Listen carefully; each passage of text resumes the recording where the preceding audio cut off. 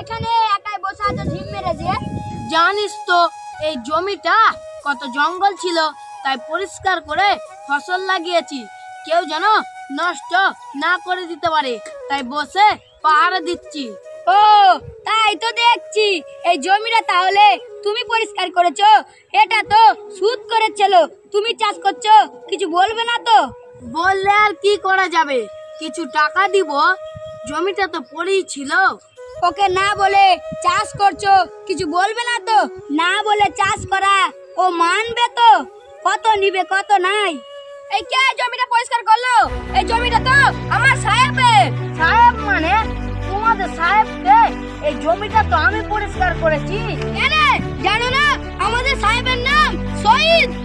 ও তোমরা শহীদের লোক, শহীদ ভাইকে বলবা যে জমিটা তো পড়েই ছিল, মনি পরিষ্কার করে চাষ করছে। এক্ষুনি সাহেবকে বলছি তোমার চাষ করা বের করে দিব। যত আমার মনি ভাই, এবার কি হবে? আমার জান তো ধুপুক ধুপুক করছে।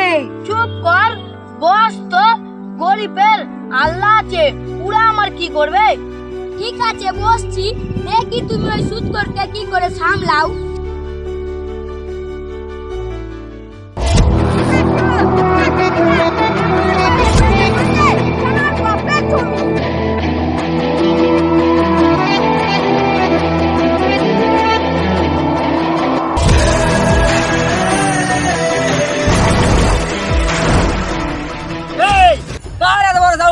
আমার পারমিশন না নে আমার জমি পরিষ্কার করে চাষ করা, লোকে শুনলে মানুষ কি বলবে? হ্যাঁ হুজুর, ভুল হয়ে গেছে, ক্ষমা করে দাও।